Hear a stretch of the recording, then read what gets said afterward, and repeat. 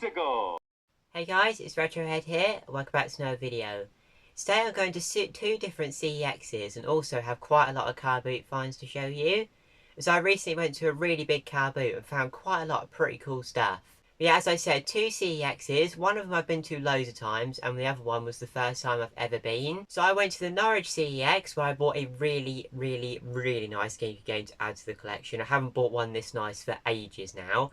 And also CEX in Braintree, where I added a really nice Neo Geo Pocket Color game to the collection. So as I said, some amazing pickups to show you in this video. Now when I was at CEX in Braintree, I actually did a lot of trading in. It's in a little drawer that I've got where I just store some like doubles and all that. I had quite a lot of Mario games on the Wii, Mario Karts, Mario Brothers, stuff like that I bought over the years at car boots that I just hadn't traded in. So I thought now is the time to trade them in as there was some good stuff there.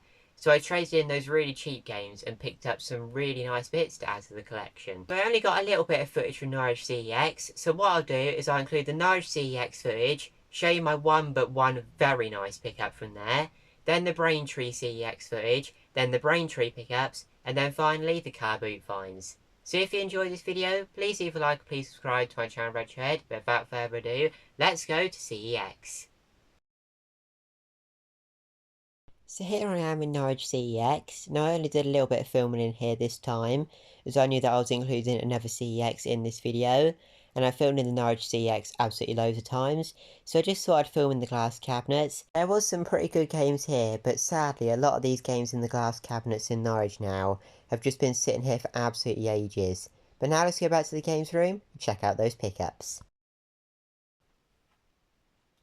So I'm back for Norwich CEX, and just the one pickup this time, but it is a very nice Gamecube game to add to the collection.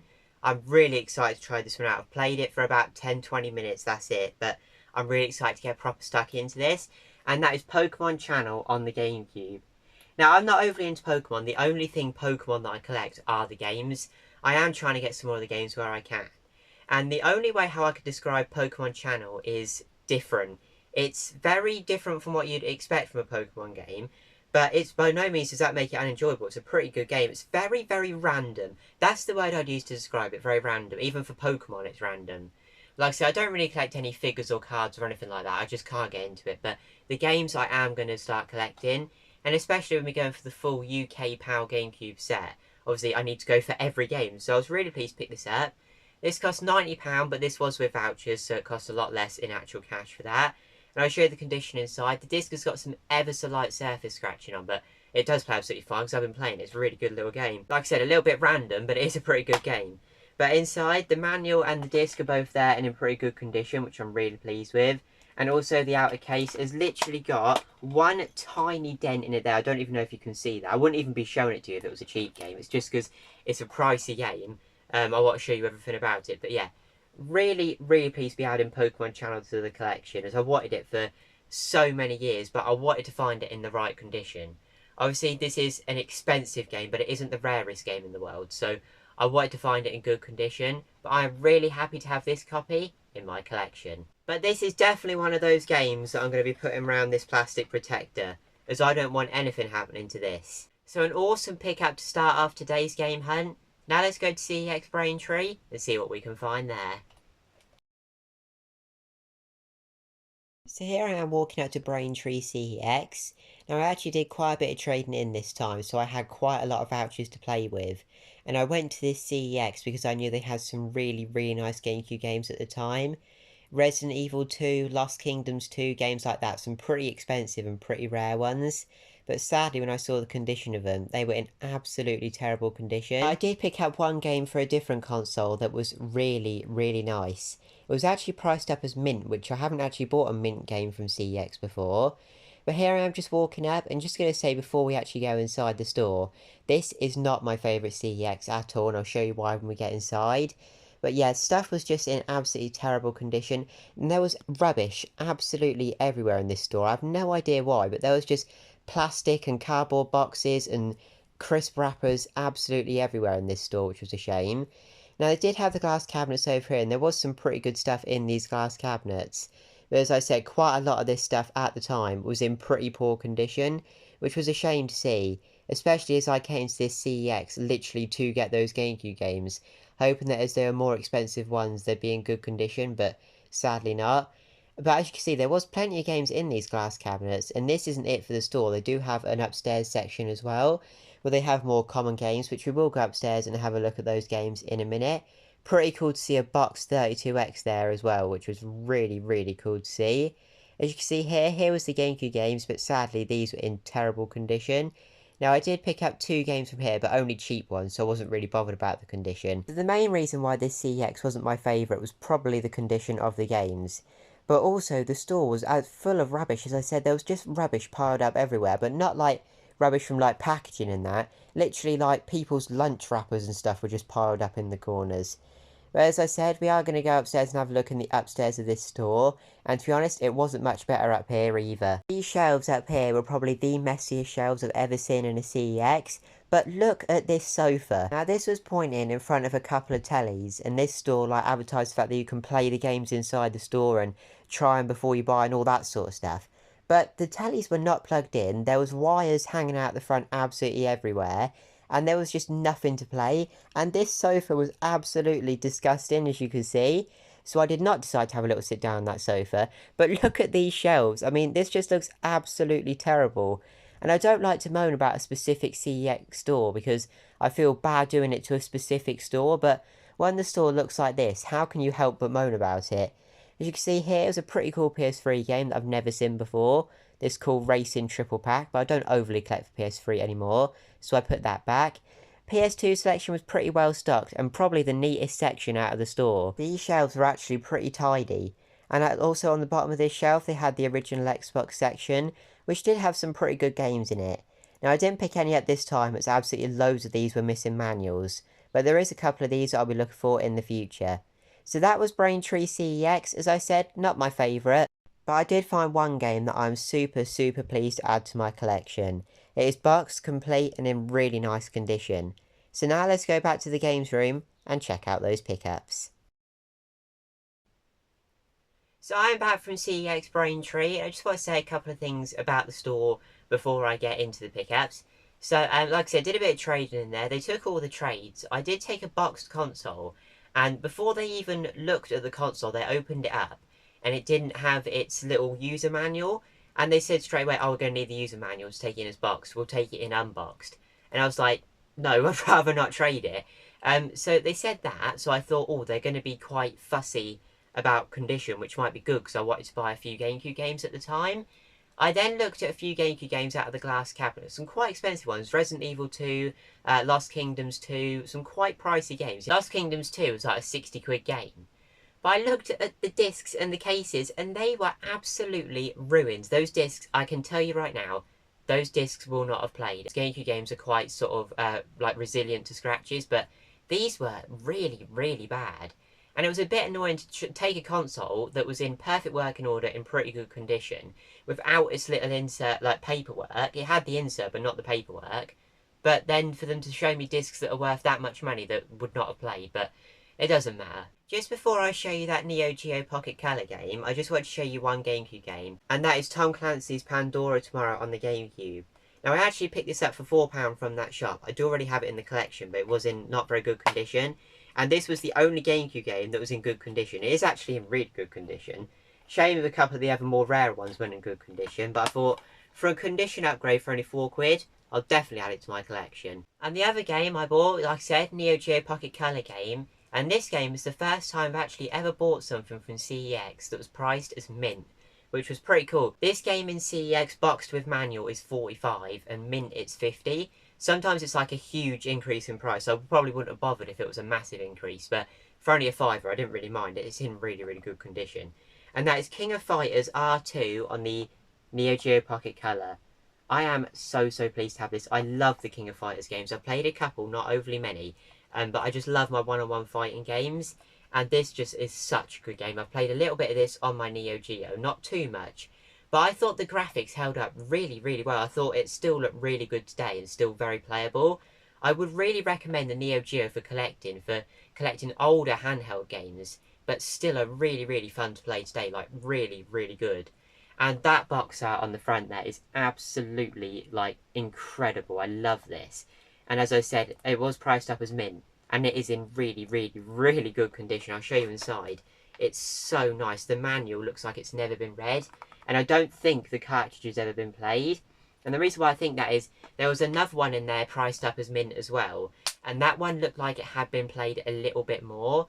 So I reckon someone had 2 copies, maybe like Christmas or something, and never played this one, but used the other one.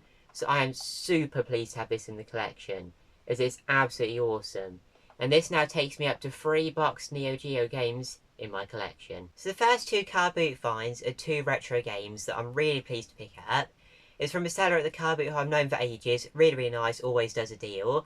And I paid just £5 for both of these, and the first game in CEX is £8. So it's a pretty good deal.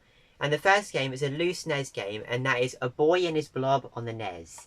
Now, I literally picked this up. I have no idea about the gameplay, never seen anything about it. I've seen the game before, but never seen any gameplay. But for only £2, this was £2, the other game was £3. I just could not resist this. Now, I haven't actually got around to playing this one yet, as my NES isn't plugged in at the minute, but I'm going to plug it in soon and give this a little go. But I have watched some gameplay, and it looks really cool. Like, the blob on the platform level seems to, like, follow you behind. It looks, like, really different, but one for only £2. I'm definitely intrigued to try out. The sticker on the back is a little bit ripped, but that doesn't bother me, as the front label is in really good condition. If you've played this game, let me know what it's like in the comments down below, as I'm really looking forward to trying it out. And the other game is a game that I've purely bought for the artwork, as I don't have the console to be able to play this on. So this is for an Amiga, and it's a big box Amiga game, and I am really pleased with this, as that is Street Fighter 2. How cool is that box art? I absolutely love this. For only £3, there's no way I wasn't going to pick this up. The artwork on it is just too good. There is a sticker on the front where it would have included a pin badge at the time. It doesn't actually include that anymore, but for only £3, I'm not bothered about that at all. Now, the gameplay, as I've searched up a little bit of gameplay of this, doesn't look quite as smooth as the Mega Drive or the SNES version. I have played a lot of this game, but it still does look pretty good. I can't play it because I don't have anything to play it on, but it does look like a really good game. Any Street Fighter game is going to be good. I'm a huge fan of Street Fighter. And inside, I'll show you inside, because there's something really cool in here. All 4 discs are here, and they're all in really good condition, which is good to see. We also have the instruction manual here, which is in really nice condition.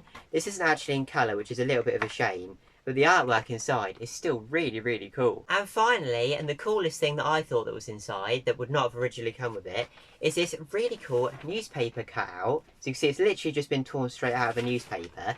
But this is for the the gaming section of the newspaper of TV Weekly. Don't know where the date is. The 24th to the 30th of April, 1993. And I'll do a little bit of overlay of how cool this is. As there is some really good Street Fighter information. You can see Zool up the top there, which is a really fun game.